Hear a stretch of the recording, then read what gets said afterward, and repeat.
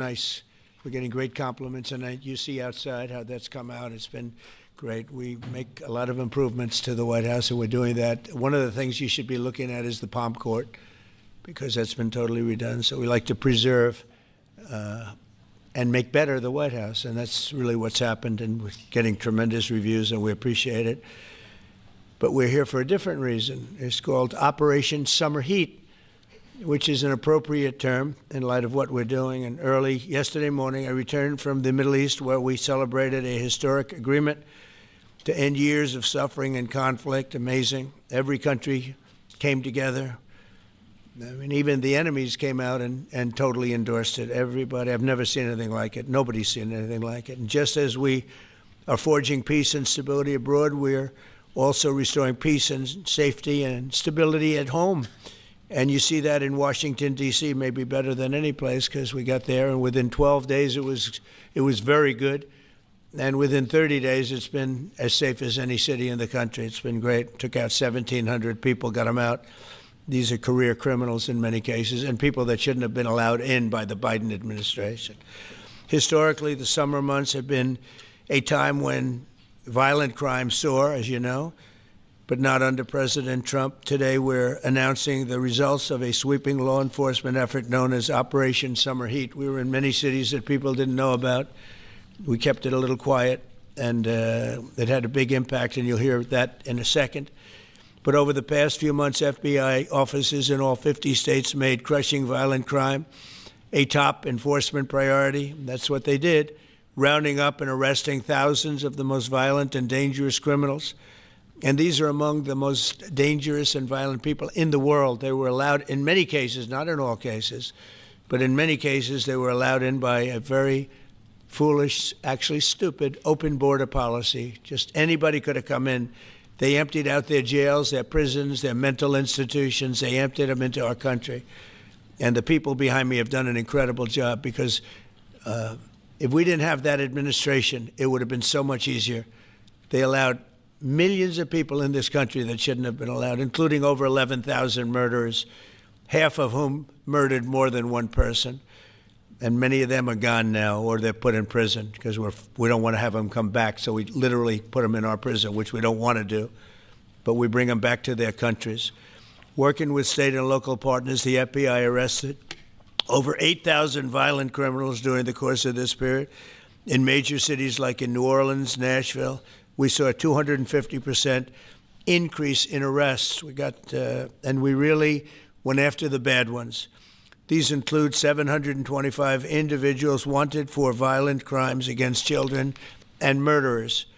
These arrests are in addition to the work of our historic federal task forces that Make D.C. Safe Task Force has been unbelievable. I mean, the job they've done, it's incredible. And it's been so nice, because so many people, they're going out to dinner and they're having dinners. They didn't go out for 4 years. And now they're going out 3 times a week. The restaurants are opening. Restaurants are full. And usually that means a lot of good things. But restaurants that were closed are now opening up. And everybody's happy. It's nobody's ever seen anything like it, actually. And everybody feels safe. You can have a child walk right through the middle of Washington, D.C., and nothing's going to happen. We were losing more than one person a week in Washington. They're being killed on an average of over one a week. The Make D.C. Safe Task Force has been incredible. And the Make Memphis Safe Task Force is having very similar results. It's much earlier, but we've been there for a week and a half, but I'm hearing the results are pretty incredible, and you'll hear about that. They're mobilizing more than 20 federal agencies for the largest law enforcement operation targeting violent criminals in American history. As a result of these efforts, violent crime declined nearly 20% nationwide compared to the same period last year, and it was the safest and most peaceful summer in 2 decades. And honestly, we haven't really even gotten going yet. If we didn't have to fight all of these radical left governors, we could have had Chicago taken care of, as an example. They had, in a short period of time, 4,000 murders in Chicago, and we have to listen to this man stand up and say that we're bad people. And the people of Chicago are walking around with MAGA hats. You have women, beautiful black women, walking around with MAGA hats. Please let the president in, and we don't care how he does it. They're not interested in National Guard or Army, Navy, bring them in, Marines, bring in the Marines. They just want the crime to stop. And more so because of the success that we had in D.C.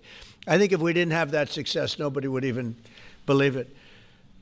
So I want to congratulate all of the incredible law enforcement professionals joining us today, especially Attorney General Pam Bondi, who's terrific, Deputy Attorney General Todd Blanche, who is a fantastic legal talent. He really is. He's a great guy, too.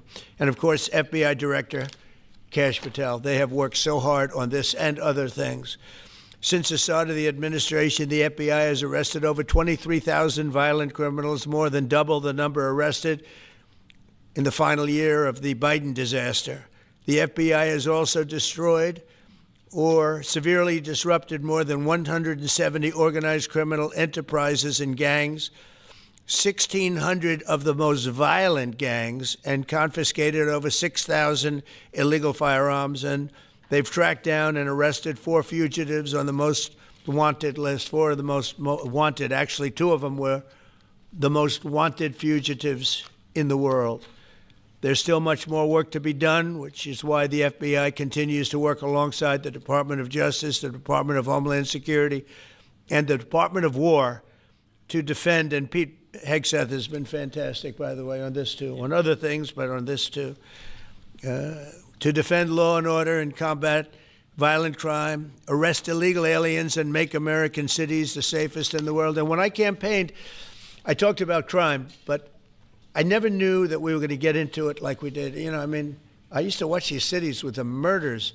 Chicago recently had one deal where they had 11 murders in one weekend, and they said, well, yeah, but it was a holiday weekend. They actually told me that was the reason, like it was okay because it was a holiday. It was Labor Day. These people are the worst. They really have to, they better, I tell you what, the people in Chicago and the people in places like that can be fixed. At some point, it gets to where you can't fix it anymore. It's too far gone. And we have some cities like that. But these are great cities that can be fixed. I'm going to be strongly recommending, at the request of government officials, which is always nice, that you start looking at San Francisco. I think we can make San Francisco. There's one of our great cities 10 years ago, 15 years ago, and now it's a mess. And we have great support in San Francisco, so I'd like to recommend that for inclusion, maybe in your next group. You'll get great support. Every American deserves to live in a community where they're not afraid of being mugged, murdered, robbed, raped, assaulted, or shot. And that's exactly what our administration is working to deliver. I didn't realize I was going to make this such a big factor in the administration. I didn't really campaign. I campaigned on crime, but I never thought we'd go into every city and take a really safe city that we've all been living with for years and make them safe. And now it's like a passion for me, and it's a passion for the people behind me. So I didn't get elected. I did get elected for crime, but I didn't get elected for what we're doing. This is many, many steps above. And I want to thank Stephen Miller, who's right back in the audience right there. I'd love to have him. I love watching him on television. I'd love to have him come up and explain his true feelings, but maybe not his truest feelings. That might be going a little bit too far. But, Stephen, thank you for doing an unbelievable job. And the people of this country love you, I'll tell you, and they love what you say about crime and stopping crime.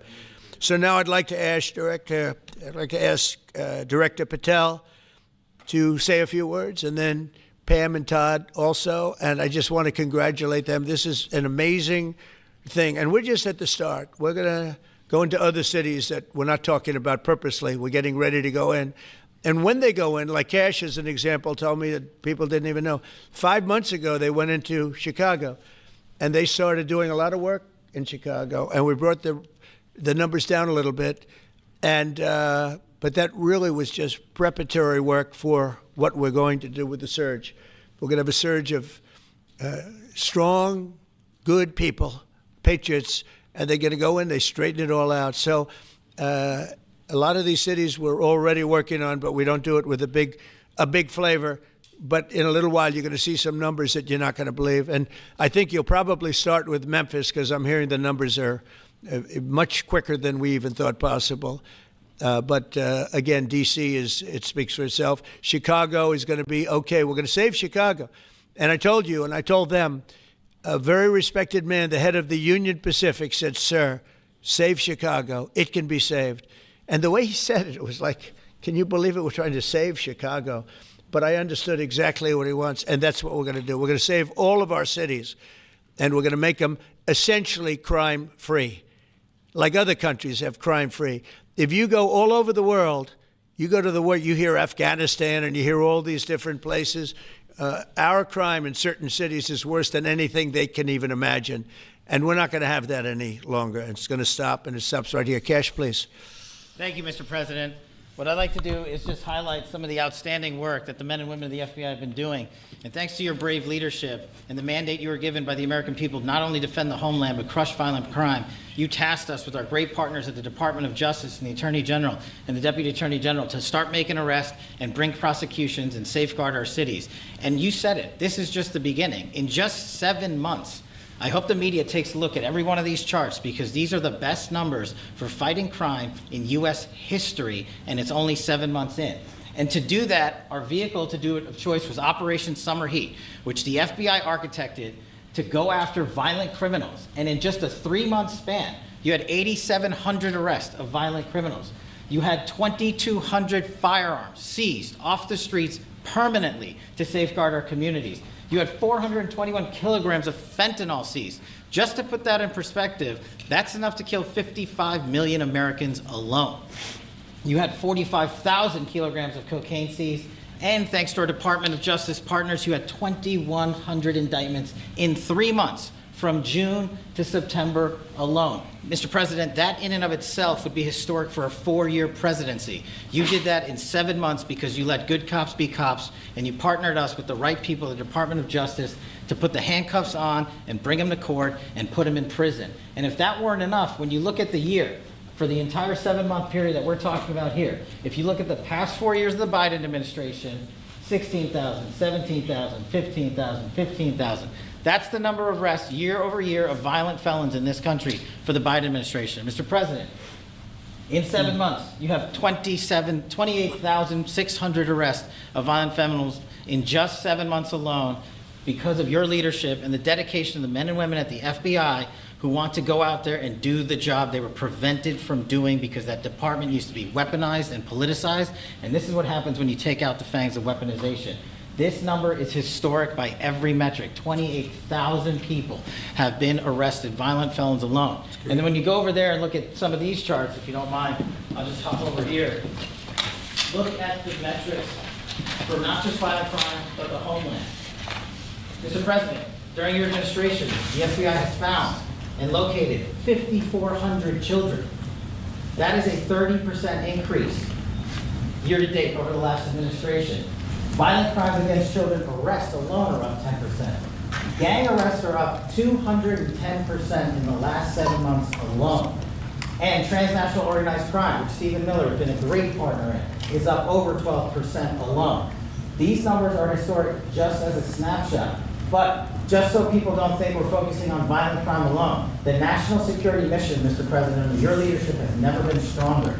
We have gone after espionage activities against our main counterparts in China, Russia, and Iran. In China alone, we've had over a 50% increase in espionage and arrests alone in prosecution. In Iran, we have had a 50% increase, again, in espionage cases. And in Russia, we've had a 33% increase in espionage cases alone. When it comes to counterterrorism, year to date, we have 125 arrests this year versus 100 last year, year to date alone. And when it comes to the cyber criminal activities, which are some of the largest enterprises plaguing everyday Americans, we at the FBI have put out a mission to go after cyber criminals like never before. Last year, they had in total 191. This year, you already have 252 arrests. 52 arrests of violent cyber criminals who are stealing from senior citizens, who are violating our children's rights and freedoms, and who are violating everyday Americans. These programs are record. And two of the things I'll finish with that I'm most proud of, Mr. President, this FBI. Fentanyl.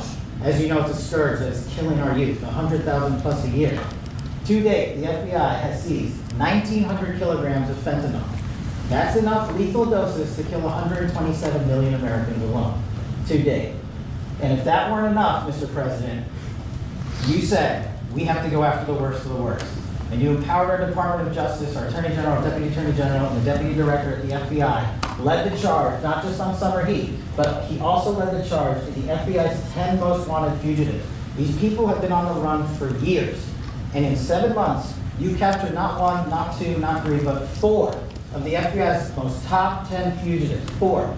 And just to put that in perspective, Mr. President, the Biden administration captured 4 in all of 4 years.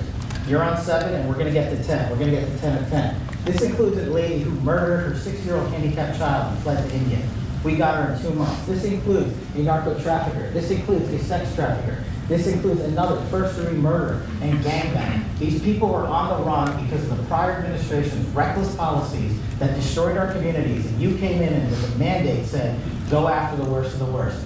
This is just the beginning. This is what happens when you let good cops be good cops at the FBI. Mr. President, I just want to thank you for your incredible leadership, our brave partnership with prosecutors who know how to bring cases and make sure these arrests stick. And that's what the Attorney General and the Deputy Attorney General have led the charge across this country. Because arrests without prosecutions are meaningless. We are deterring criminals from doing this activity.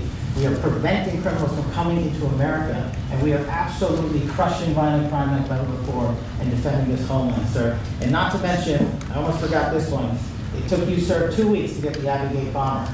Joe Biden had 4 years to look for him.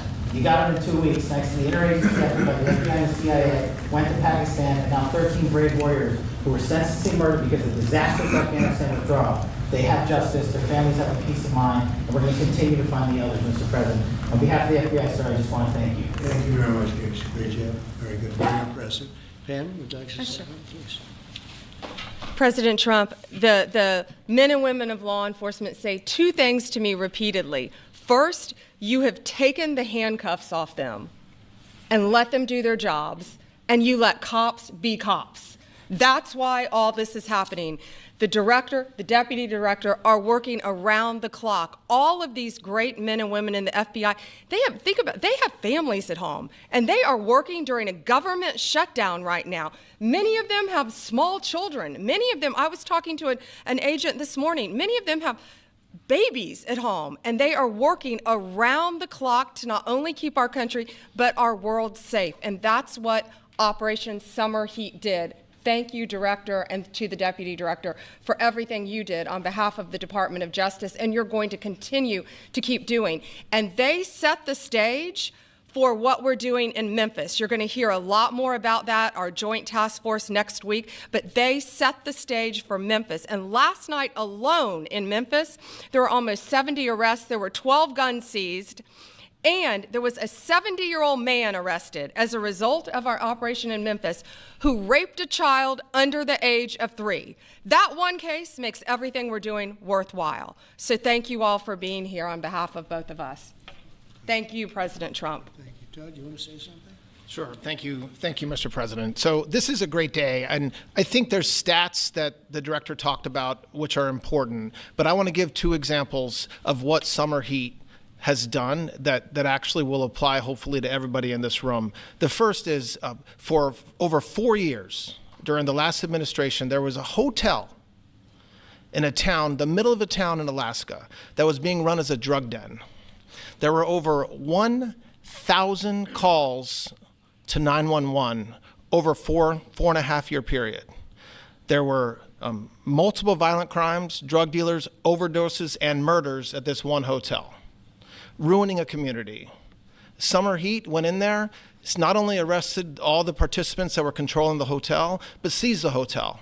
And so that's one example of what summer heat means to everyday Americans that just want to live in peace. The second example is a large narcotics trafficking group that was selling fentanyl in the state of Washington. They were shipping fentanyl and using commercial aircraft, putting fentanyl pills and powder in suitcases, flying them from the southwest border, mostly Arizona, all the way to Washington. It had been going on for an extremely long time, and the entire organization was arrested. And I say those 2 examples because it's easy to look at the board and see 1,000 arrests. How much different is our communities now compared to the past 4 years? But there's actual life examples. Every one of these arrests means that our streets are safer, and that's because of the work of this administration, of President Trump and Director Patel. So I will tell you, Attorney General Bondi and I are together every day with Director Patel, figuring out ways that we can continue to do this work, and it's not going to stop. Like the Attorney General said, and like the President said, this is just the beginning, or phase one, or a start, whatever you want to say, but it will continue on. So thank you, Mr. President, and thank you very much, Director Patel. And Mr. President, just one last thank you from the men and women at the FBI. You found a way to get these individuals paid during a government shutdown, our 1811 agents. So on behalf of the FBI, it's a great debt that we owe you, sir. They're now allowed to pay for their families, so thank you. And the military. Good. That's right. Thank you. Okay, thank you very much. Any questions, please? Brian, go ahead. Mr. President, first of all, I know the feedback I'm getting from the American people, they want to say thank you. Law and order is not an option in this country. It's a mandate. So I know the American people thank you for that. In terms of the guns that have been taken off the street, do you have a number of how many guns were taken away from someone that had a prior felony or a previous crime that perhaps we can prosecute that? Because I know that wasn't the case under Joe Biden. We don't take guns off the streets of people that are allowed to have guns. So every gun that we're taking off the street is because it belongs to somebody who is not allowed to have it. Could be a felon, could be somebody who hears illegally. There's all sorts of conditions. But if there's a gun taken off the streets by the FBI, it's because the person who has it is not allowed to. It's not somebody who's lawfully allowed to have it. So every single one of those guns were taken off of people that aren't allowed to have them. And not including the FBI, all of the other agencies. ATF alone, since January 20th, has removed over 25,000 illegal guns off our streets, just since President Trump's been in office. And Mr. President, if I could follow up on that, could there be any further conversation to have national concealed carry applied to actual DC? Like if you had a driver's license in Texas and you had a permit, of course you could drive. Well, as you know, they've been talking about that for a long time. It's an interesting question. A lot of people feel strongly both ways, but we are talking about that, Brian. Thank you. Mr. President, on Venezuelan boats, I want to ask you, why not have the Coast Guard stop them, which it is empowered by law to do? You know, this way you can confirm who's on the boat and ensure that they're doing what you suspect. Because we've been doing that for 30 years, and it has been totally ineffective. They have faster boats. Some of these boats are seriously, I mean, they're world-class speedboats, but they're not faster than missiles. But we've been trying to do that for years, and so much of the drugs, 25-30%, would come in through the seas. Right now we have, I would say, none coming in through the seas. In fact, I don't know about the fishing industry. If you want to go fishing, a lot of people aren't deciding to even go fishing. We've almost totally stopped it by sea. Now we'll stop it by land. What's the next But step? it never worked. It never worked when you did it in a very politically correct manner. What's the next step in this war on cartels, and are you considering options, are you considering strikes on land? Well, I don't want to tell you exactly, but we are certainly looking at land now because we've got the sea very well under control. We've had a couple of days where there isn't a boat to be found. And that, I view that as a good thing, not a bad thing. But we had tremendous amounts coming in by boats, by very expensive boats. You know, they have a lot of money, very fast, very expensive boats that were pretty big. And the way you look at it is every boat that we knock out, we save 25,000 American lives. So every time you see a boat and you feel badly, you say, wow, that's rough. It is rough, but if you lose 3 people and save 25,000 people, these are people that are killing our population. Every boat is saving 25,000 lives, and you can see it. The boats get hit, and you see that fentanyl all over the ocean. It's like floating in bags. It's all over the place, and it's a tremendous. We're saving tremendous amounts of lives. Yeah, Mr. President, on that issue. I know you've talked about, I have a question for you, and then I also have a question for Director Patel. I know you talked about having some distaste for Boston recently. Is this one of the cities that you might be looking into, and can you give us a hint about other cities that you might be? You're saying for where? For where? For Boston. Yeah, well, Boston has a bad mayor who at least is a reasonable IQ person. You know, most of them are low IQ. But, and they're so bad. I mean, what's going on in Chicago is just, you'd think the guy would say, hey, look, we have a problem, Mr. President. Could you come in and straighten it out? We could have that done in a month if we had their cooperation. It's going to be done anyway, but we could have it done in a month. Yeah, Boston, she's got 4 areas that are, wrong. And, somebody said, would we think about taking the World Cup away from Boston if they don't straighten it out? And the answer is yes. We have the right to do that with FIFA. So if we think that LA is going to be bad, or we think that applies a little bit to the Olympics too, but we'll talk about FIFA first. FIFA is very hot. If we think there's any reason that, whether it's Boston or anywhere else, that they're not doing their job, we're going to take those World Cup games and move them someplace else. Thank you. And then Director Patel, there's been so many conspiracy theories swirling around about the assassination of Charlie Kirk. Do you have any updates for us, especially in light of all the online content that everyone's been talking about? The only thing we deal with at the FBI and the Department of Justice is facts, and we delivered in record speed a manhunt to capture Charlie Kirk's alleged assassin in 33 hours. And if you put that in perspective to Luigi Mangione or the Boston bomber, they took them 5 days and a police officer lost their life in their manhunt. We are running out absolutely every single lead, and the best thing we can do to honor my friend Charlie Kirk's life is to make sure that everyone involved is prosecuted to the full extent of the law, and that's what we're focused on, investigating the facts, not trading in conspiracy theories. Okay. Mr. President, thank you so much. Thank you. In light of China's export curbs on rare earths, do you view India as a reliable partner going forward? And are you planning to meet Prime Minister Modi in Malaysia? Are you open to talks in terms of Yeah, trade? sure. He's a friend of mine. We have a great relationship. He just said that 2 days ago, as you know. We have a great relationship. No, we were not happy with him buying oil from Russia, because that lets Russia continue on with this ridiculous war where they've lost 1.5 million people. By the way, Russia's lost 1.5 million people, soldiers mostly. This is a war that should have never started, but it's a war that Russia should have won in the first week, and they're going into the 4th year. And I want to see it stop. So I was not happy that India was buying oil. And he assured me today that they will not be buying oil from Russia. That's a big stop. Now I got to get China to do the same thing. That is relatively easy compared to what we just did over the last week in the Middle East. Middle East was 3,000 years, and we got it done. This is 3 years, and I think we'll get it done. I think that President Putin, I think he wants to get it done. We'll see. There's a great animosity between him and Zelensky. You probably have noticed, right? And I think it's hurting the process. Yeah, please. Mr. President, thank you. Curious, why did you authorize the CIA to go into Venezuela? And is there more information you can share about these strikes on the alleged Well, I can't drug do busts in that, the but Caribbean? I authorized for 2 reasons, really. Number one, they have emptied their prisons into the United States of America. They came in through the border.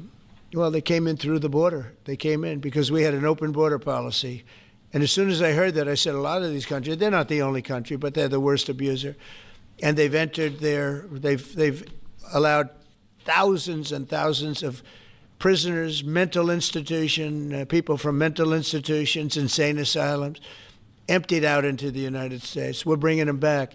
But that's a really bad, and they did it at a level that probably not, many countries have done it, but not like Venezuela. They were down and dirty. And the other thing are drugs. We have a lot of drugs coming in from Venezuela. And a lot of the Venezuelan drugs come in through the sea, so you get to see that. But we're going to stop them by land also. Does the CIA have authority to take out Maduro? Oh, I don't want to answer a question like that. That's a ridiculous question for me to be given. Not really a ridiculous question, but wouldn't it be a ridiculous question for me to answer? But I think Venezuela is feeling heat, but I think a lot of other countries are feeling heat too. We're not going to let this country, our country, be ruined because other people want to drop, as you say, their worst. They have given us their worst. They've loaded up our country with prisoners, with mentally ill people that are seriously ill, criminally ill.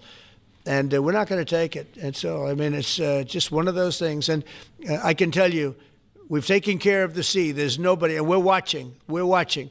And if we see it, we'll save it. Yeah, please. On the ships, though, sir, there are Republicans and Democrats up on the Hill concerned that in the briefings they've gotten about those attacks, they're not necessarily getting information about who was on them and what exactly was on those ships. Can you ensure that at but least they are lawmakers given will be told that? information that they were loaded up with drugs, and that's the thing that matters.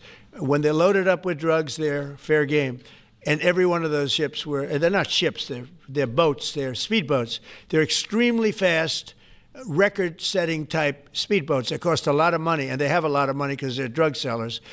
But they know one thing, and they all have the same thing in common. There's drug dust. They call it drug dust. They call it fentanyl dust all over the boat after those bombs go off. And you can take along. Attack them, though, that they're a drug We know before. We know when they go out. We know we have much information about each boat that goes out. Deep, strong information. Yeah, please.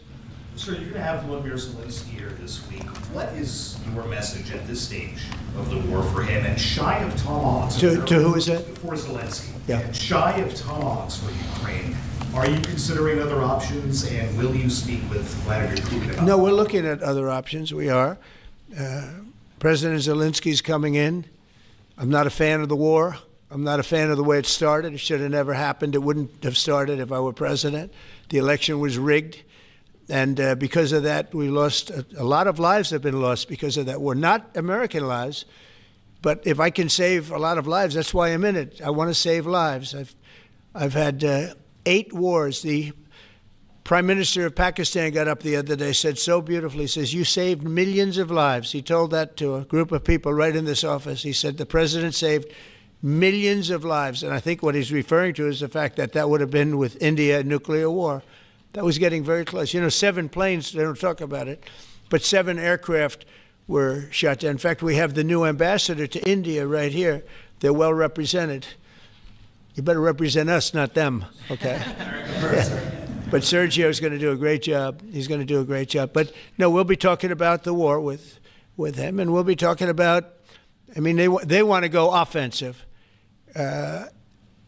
I'll make a determination on that, but they would like to go offensive, you know that, and we'll have to make a determination. Can I follow up with a question? Given you have the FBI Director and Attorney General here today, Jim Jordan has asked Jack Smith to appear in front of the House Judiciary. You mean deranged, Jack? He's a deranged individual, yeah. He's asked him to... Well, they should. I'm surprised it takes so long. We're talking about violent crime. What about the crime against a political opponent? That's what we have to talk about, too. Jordan would like to understand the full extent to which the Biden-Harris Justice Department weaponized federal law enforcement.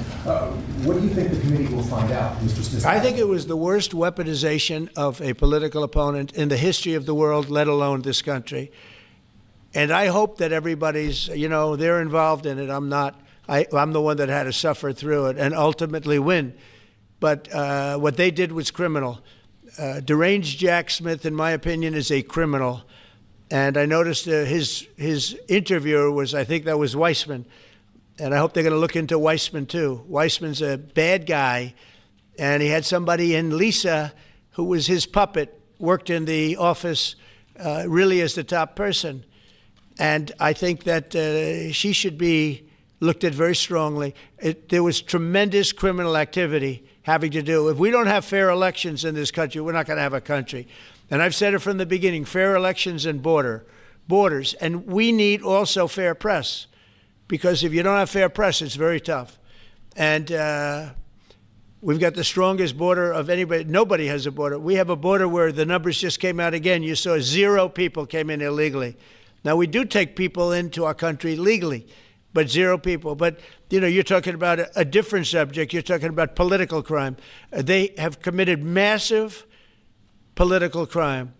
I hope they're looking at Shifty Schiff. I hope they're looking at all these people. And I'm allowed to find out. I'm allowed to, I'm, in theory, the chief law enforcement officer. But I have a very good, talented group. This is about something else. But I hope they're looking at political crime, because there's never been so much political crime against a political opponent as what I had to go through. They raided my house in Florida. It was an illegal raid. I have a lawsuit that was doing very well. And when I became president, I said, I'm sort of suing myself. I don't know. How do you settle the lawsuit? I'll say, give me X dollars, right? And I don't know what to do with the lawsuit. It's a great lawsuit. And now I won. It sort of looks bad. I'm suing myself, right? So I don't know. But that was a lawsuit that was very strong, very powerful. They raided illegally my house in Florida, Mar-a-Lago. They went through the drawers of my young son. They went through all of the cabinets and drawers of the First Lady. She walked in, she said, wow, what happened? Because she's very meticulous, and this wasn't so meticulous as she looked into the drawers and she saw everything a mess. What they did against a person that just got out of office. And then you look at these corrupt people. You look at Hunter Biden. You look at the signature. As an example, the Europen. I just signed so many different things. An admiral, a four-star general. I'm signing them left and right, the commissions. And by the way, I want to compliment John Thune and also Mike, our great speaker. But John Thune, all of a sudden I'm getting these things by the hundreds. I was getting one every 2 weeks. It would have been 4 years before you got them in more. You would have had some that didn't even get in, all because of Democrat obstruction. So John Thune did a great job. I must have signed 200 into the administration. We're just about caught up. It's amazing. And so compliments to John. He had to do some things that were very tough to do that he didn't want to do, but he was forced to do it by the Democrats. And as far as the shutdown's concerned, this is a Democrat Schumer shutdown. And he's trying to do it to get relevance back into the party because he's a loser. I've known him all his life. He's always been sort of a loser, but an intelligent one.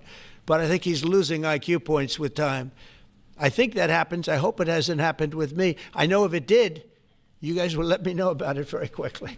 Question on violent crime, sir. Here in D.C., a judge has given the two teenagers that beat up ex-DOJ staffer Big Balls probation. It's incredible. And no jail time. Is this justice?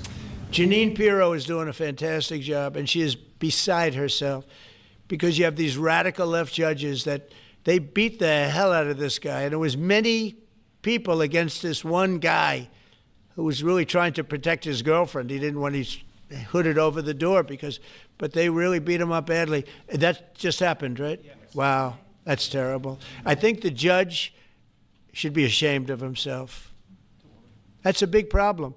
You know, they can do their job and then they go into a court and the people are protected by these, I don't know where they come from. Where do these people come from? Where do the judges come from? I want to compliment on behalf of Pam and Todd and all of us because Cash, I think that Jeanine has done a fantastic job. And the case I heard was like flawless. It's a flawless case. They have them on tape. They have everything. And then a judge gives them a little probation. These are rough guys. And they're young. And if that happens, they're going to grow up. They're going to be real bad. They're going to cause a lot of problems. Yeah, please. Go ahead. So, Sergey Bohr has just gotten back from India. Right. What were the conversations like with Prime Minister Modi and the other? I think they were great. He reported to me that he's a great man, you know. Modi is a great man. That he loves Trump. Now, I don't know if the word love, I don't want you to take that any different. I don't want to destroy his political career, okay? But you have to understand, I've watched India for years. It's an incredible country. And every single year you'd have a new leader. I mean, some would be in there for a few months. And this was year after year after year. And my friend has been there now for a long time. And he's assured me there will be no oil purchased from Russia. I don't know, maybe that's a breaking story. Can I say that? Would you say? There will be no oil. He's not buying his oil from Russia. It started. You know, you can't do it immediately. It's a little bit of a process. But the process is going to be over with soon. And all we want from President Putin is stop this. Stop killing Ukrainians and stop killing Russians because he's killing a lot of Russians. Again, it doesn't make him look good. It's a war that he should have won in 1 week, and he's now going into his 4th year. That does not make this big so-called war machine look good. But he could make a settlement. We're willing to settle. I thought we had a deal. The hatred of the two leaders is it's an obstacle. It's an obstacle. There's no question about it. But I thought we had a deal 2 months ago. Who would think I created peace in the Middle East and can't get the two guys to settle? But I think we'll get them. But if India doesn't buy oil, it makes it much easier. And they're not going to buy. They assured me they will. Within a short period of time, they will not be buying oil from Russia. And they'll go back to Russia after the war's over. Jennifer? On the shutdown, sir, are FBI officials being paid right now? Are all the FBI employees being paid? And are all the Well, that's what I understand. I hope so. Thanks to your great work, Mr. President, the 1811 special agents at the FBI are going to receive their paychecks. Got a lot of people paid, actually. We got the people that we want paid, okay? And we want the FBI paid, we want the military paid. We got the people that we want paid. And I'll tell you, the Democrats, they don't talk about this.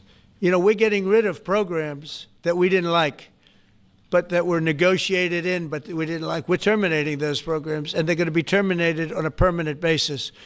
And it's thousands of people, and it's billions of dollars. We're getting rid of a lot of things that we never wanted because of the fact that they made this stupid move. And they don't want to talk about it. They have their day coming up. I hear very few people are going to be there, by the way. But they have their day coming up, and they want to have their day in the sun. But they should really make a deal. So what we're doing, they call him Darth Vader, but he's actually a very nice person, Russell Vogt. But Russell Vogt is really terminating tremendous numbers of Democrat projects. There's not only jobs, the project in Manhattan, the project in New York, it's billions and billions of dollars that Schumer has worked 20 years to get. It's terminated. Tell him it's terminated, Jennifer. All right. On Hamas, sir, what is your understanding of the pace of returning the deceased hostages? Are you pleased? Well, they're looking for them. Absolutely. They're looking. So we have the living hostages all back. They returned some more today. It's a gruesome process. I almost hate to talk about it. But they're digging. They're actually digging. There are areas where they're digging and they're finding a lot of bodies. Then they have to separate the bodies. You wouldn't believe this. And some of those bodies have been in there a long time. And some of them are under rubble. They have to remove rubble. But there are graves, and some are in tunnels that died in tunnels that are way down under the earth. And the tunnels are like 3 feet. Can you believe it? 3 feet high. They lived like this for a long period of time. It's a horrible atrocity. At the same time, we, meaning Israel, but I knew everything they were doing pretty much. I knew most of the things they were doing, but they've killed probably 70,000 of these people, Hamas. And I said, it's time now. So we'll see what happens. We'll also see what happens. Your next question is going to be the weapons. We want the weapons to be given up, sacrificed, and they've agreed to do it. Now they have to do it, and if they don't do it, we'll do it. We had the head of CENTCOM today suggest that Hamas needs to hurry up and disarm and follow your comprehensive plan. Yeah. That it was the head of CENTCOM saying that. Is that not a signal to Hamas, to the rest of the world, that at some point the U.S. military may more directly engage? We won't need the U.S. military. We won't need it. Why not just you? Because we're very much involved in it. If we weren't involved, there wouldn't be peace. If we didn't destroy the nuclear capability of Iran, that deal would have never happened for two reasons. The Arab nations would not have felt bold enough to do it because you have a very powerful, at that time, Iran. It's not powerful anymore between what Israel and us did, because, the attack was, if you look at it, we helped them very much. They will be the first to tell you, including shooting down thousands of drones that were coming into Israel. We shot them down. We were shooting them down like it was target practice, but we shot down thousands of drones and missiles also going into Israel.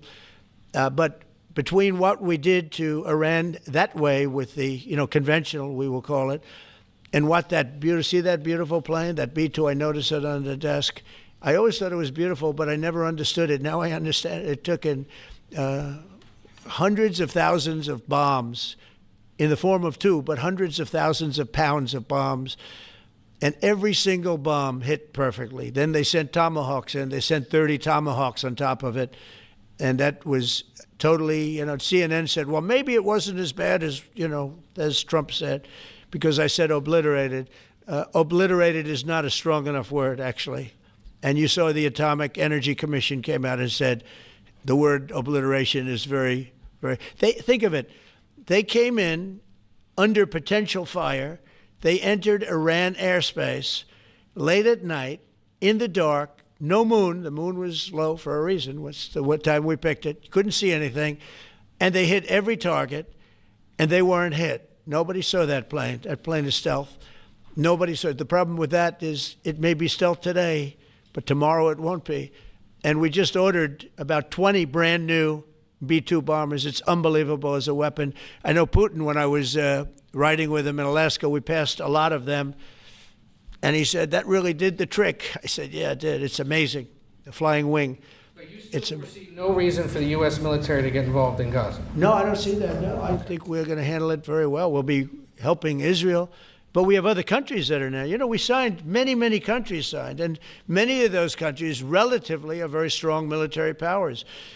And Hamas has no support. See, Hamas had the support of Iran, and now Iran says, don't get us involved. The last time they got them involved didn't work out too well. So they used to have the support of Iran. Today, Iran is, they're trying